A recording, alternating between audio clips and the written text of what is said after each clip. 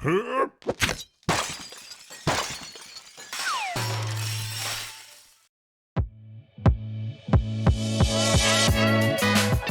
Guys, welcome to DevOps pro.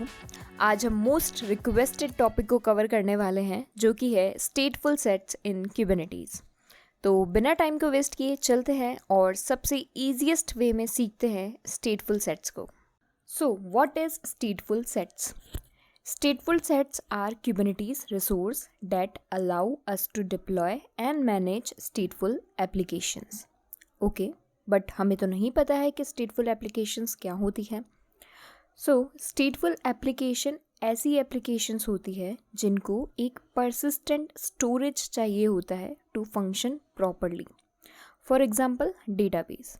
Database एक स्टेटफुल application होता है क्योंकि इसे एक लोकेशन चाहिए होती है जहाँ पर वो अपना डेटा स्टोर कर सके और बाद में उसे रिट्रीव भी कर सके जब ज़रूरत हो।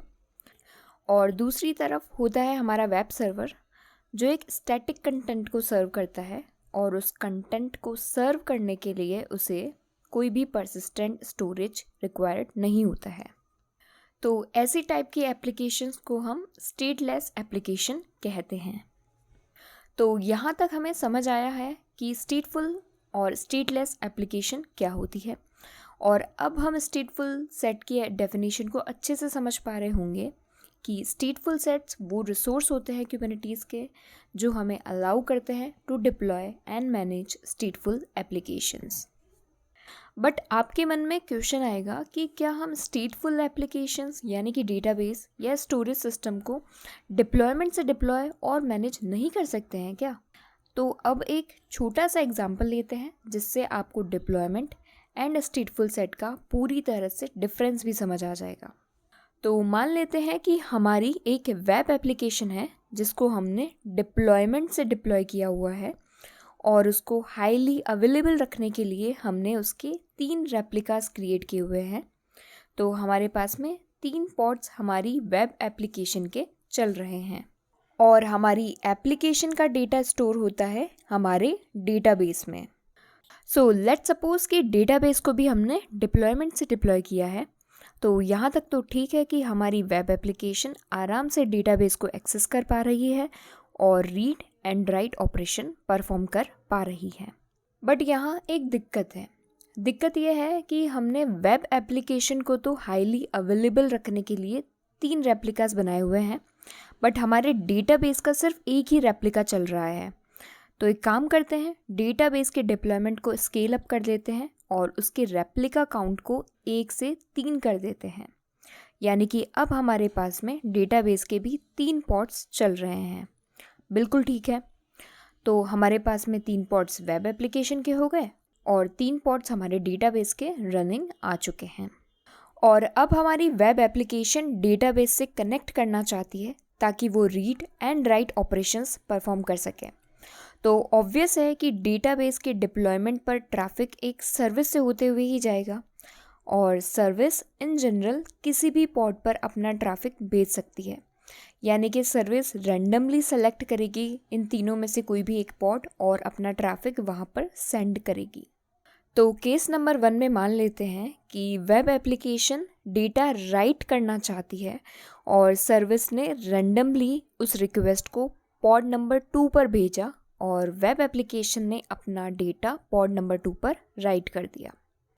और इस वजह से पॉड नंबर 1 और पॉड नंबर 3 पुराना डेटा ही लेकर बैठे हैं। तो ये था केस नंबर 1। केस नंबर 2 में वेब एप्लीकेशन ने रिक्वेस्ट किया डेटा को रीड करने के लिए और सर्विस ने उस रिक्वेस्ट को पॉड नंबर 1 पर भेज दिया और एप्लीकेशन ने पुराना डेटा रीड कर लिया क्योंकि पॉड नंबर 1 तो अपडेट हुआ ही नहीं था। इससे हमें ये समझ आया कि अगर सर्विस किसी भी रैंडम पॉड पर रिक्वेस्ट भेजेगी तो किसी भी पॉड पर डेटा राइट हो सकता है और किसी भी पॉड से डेटा रीड हो सकता है। और इन तीनों पॉड्स में डेटा सिंक्रोनाइज्ड भी नहीं है, यानी कि अगर पॉड 2 पर डेटा राइट हुआ है वही सेम डेटा पॉड नंबर 1 और पॉड नंबर 3 में अपडेट नहीं होगा। इस वजह से सारे पॉड्स का डेटा कभी भी सेम नहीं होगा। तो ये सबसे बड़ी दिक्कत है और इस दिक्कत को सॉल्व करने के लिए कुछ ऐसा होना चाहिए जहाँ पर एक सेंट्रल पॉड हो और सारा डेटा वेब एप्लीकेशन वही राइट करे और बाकी दोनों पॉड्स उस सेंट्रल पॉड से जो भी डेटा राइट हुआ है अपने अंदर भी अपडेट कर लें। और रीड ऑपरेशन तो किसी भी पॉड से हो ही सकता है क्योंकि सारे पॉड्स सेम ही डेटा अपने अंदर स्टोर करेंगे अगर दोनों पॉड्स अपने आप को अपडेटेड रखते हैं सेंट्रल पॉड से। तो हम चाहते हैं कि हमारा पॉड नंबर 1 सेंट्रल पॉड बने। तो ठीक है, हम हमारे पॉड नंबर 1 को सेंट्रल पॉड मान लेते हैं। बट अब बात ये आती है कि हम वेब एप्लीकेशन को कैसे बताएं कि पॉड नंबर 1 को ही उसे यूज़ करना है राइट ऑपरेशंस को परफॉर्म करने के लिए, क्योंकि पॉड को जो आईपी मिलती है वो तो अनस्टेबल होती है। अगर पॉड रिक्रिएट होता है तो आईपी भी चेंज हो जाएगी और ना ही उसको कोई प्रॉपर डीएनएस नेम असाइन होता है ताकि वेब एप्लीकेशन उसको रेफ़र कर सके और वहाँ पर अपना राइट ऑपरेशन परफॉर्म कर सके। और अगर मान लो कि ये प्रॉब्लम सॉल्व हो भी गई तो हम पॉड नंबर 2 और पॉड नंबर 3 को हम कैसे बताएंगे कि पॉड नंबर 1 से अपने आप को बार बार अपडेटेड रखना होगा, क्योंकि हम सारा डेटा पॉड नंबर 1 पर ही राइट करने वाले हैं। तो ये दिक्कत होती है जब हम स्टेटफुल एप्लीकेशंस यानी कि डेटाबेसेस को हम एज ए डिप्लॉयमेंट डिप्लॉय करते हैं। तो ये प्रॉब्लम को सॉल्व करने के लिए हमें कुबरनेटिस ऑप्शन प्रोवाइड करता है स्टेटफुल सेट्स बनाने का। तो आइए अब समझते हैं कि स्टेटफुल सेट्स हमारी इस प्रॉब्लम को कैसे सॉल्व कर सकता है। स्टेटफुल सेट्स बिल्कुल सेम होता है जैसा कि कुबरनेटिस में डिप्लॉयमेंट होता है, बट कुछ एडिशनल फीचर्स हमें स्टेटफुल सेट्स प्रोवाइड करता है। तो आइए एक एक करके हम उन सारे फीचर्स को समझते हैं। स्टेटफुल सेट्स में भी आप डिप्लॉयमेंट की तरह मल्टीपल रेप्लिकास पॉड के क्रिएट कर सकते हो, बट स्टेटफुल सेट से जो पॉड्स क्रिएट होते हैं उन सबको एक यूनिक आइडेंटिटी असाइन होती है। यानी कि अगर 3 रेप्लिकास हमने बनाए तो उन सबको एक यूनिक होस्ट नेम असाइन होगा। फॉर एग्जांपल, अगर स्टेटफुल सेट का नेम MyDB है तो हमारे फर्स्ट पॉड का नेम होगा MyDB-0, पॉड नंबर 2 का नेम होगा MyDB-1 और पॉड नंबर 3 को नाम असाइन होगा MyDB-2। और ये होस्ट नेम स्टेबल नेम्स होते हैं, यानी कि अगर पॉड डिलीट होके रिक्रिएट भी होता है तो उसको वापस से यही सेम नेम असाइन होगा। तो ये तो बात थी कि जब हमारा रेप्लिका काउंट 3 था। अगर हम रेप्लिका काउंट को इंक्रीज़ करके 3 से 5 कर दें तो स्टेटफुल सेट्स 2 और पॉड्स बनाएगा और उनको नाम असाइन होगा MyDB-3 और MyDB-4। तो यहाँ ध्यान देने वाली बात यह है कि होस्ट नेम 0 से स्टार्ट होंगे, जैसे कि MyDB-0, 1, 2 एंड सो ऑन। और पॉड डिलीट हो जाए और भले ही किसी भी वर्कर नोड पर वापस से शेड्यूल हो तो उसका होस्ट नेम उसे सेम वापस से असाइन होगा। तो ये था हमारा फीचर नंबर 1। सेकंड, अगर आपको पता होगा कि डिप्लॉयमेंट जो पॉड्स क्रिएट करता है वो सारे पॉड्स पैरेलली क्रिएट करता है, यानी कि सारे पॉड्स एक साथ क्रिएट होते हैं, और अगर हम डिप्लॉयमेंट को डिलीट करते हैं तो सारे पॉड्स एक साथ डिलीट होते हैं। बट स्टेटफुल सेट ऐसा नहीं करता है। अगर हमने 3 रेप्लिका बताया है, यानी कि अगर उसे 3 पॉड्स क्रिएट करने हैं तो वो एक एक करके पॉड्स क्रिएट करेगा। पहले पॉड 0 क्रिएट होगा, उसके रनिंग आ जाने के बाद में पॉड 1, और पॉड 1 के रनिंग आ जाने के बाद में पॉड 2 क्रिएट होगा। और मान लो अगर हम रेप्लिका काउंट इंक्रीज़ करते हैं, यानी कि रेप्लिका 3 से रेप्लिका 5 कर देते हैं, तो वो सेम ऐसे ही एक एक करके बाकी के दोनों पॉड्स को क्रिएट करेगा। और अगर हमें इन फ्यूचर स्केल डाउन भी करना होगा तो भी वो सिक्वेंशियली डिलीट करेगा, यानी कि पीछे से पॉड्स को डिलीट करना स्टार्ट करता है। तो पहले पॉड नंबर 5 डिलीट होगा, फिर 4, 3 एंड सो ऑन। तो ये सारे फीचर्स को समझते हुए अगर अब हमें डेटाबेस को स्टेटफुल सेट से डिप्लॉय करना हो तो वो कैसे वर्क करेगा, तो आइए उसे समझते हैं और डेटाबेस को as a stateful set deploy करके देखते हैं।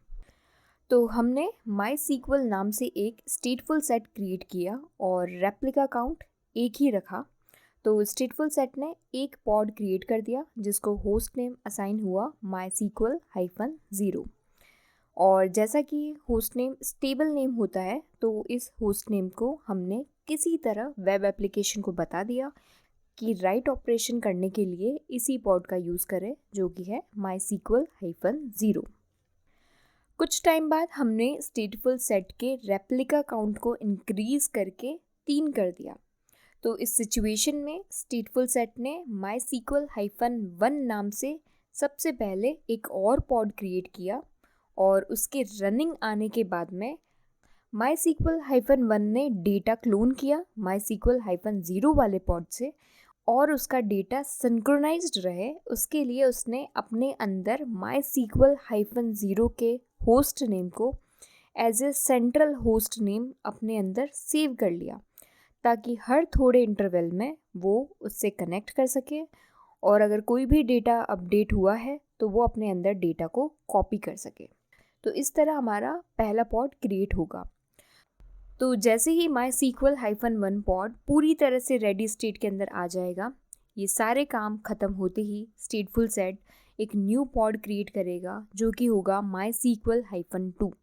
और इस बार MySQL-2 मास्टर से कनेक्ट नहीं करेगा डेटा क्लोन करने के लिए, वो अपने प्रीवियस वाले पॉड से कनेक्ट करेगा जो कि है MySQL-1 और डेटा क्लोन करेगा, और सेंट्रल पॉड के होस्ट नेम को अपने अंदर भी सेव कर लेगा, ताकि उस सेंट्रल पॉड से कनेक्ट करके वो डेटा को सिंक्रोनाइज्ड कर सके। सेम इन फ्यूचर अगर वापस से रेप्लिका इंक्रीज़ करते हैं तो यही सारे स्टेप्स फॉलो होंगे, यानी कि सबसे पहले पॉड क्रिएट होगा और उसको नेक्स्ट सीरीज़ का होस्ट नेम असाइन होगा जो कि होगा MySQL-3, और डेटा क्लोन करने के लिए वो अपने प्रीवियस वाले से कनेक्ट करेगा और सेंट्रल पॉड की आइडेंटिटी को अपने अंदर सेव कर लेगा, ताकि वो कनेक्ट करके डेटा को सिंक्रोनाइज्ड रख सके। और अगर स्केल डाउन करना होगा तो वो रिवर्स ऑर्डर में सारे पॉड्स को डिलीट करना स्टार्ट करेगा। तो ये था स्टेटफुल सेट्स, और डिप्लॉयमेंट वर्सेस स्टेटफुल सेट का जो डिफरेंस है वो भी हमने बहुत अच्छे से कवर किया है। आई होप सबसे इजी वे में मैं आपको समझा पाई होंगी कि स्टेटफुल सेट क्या है।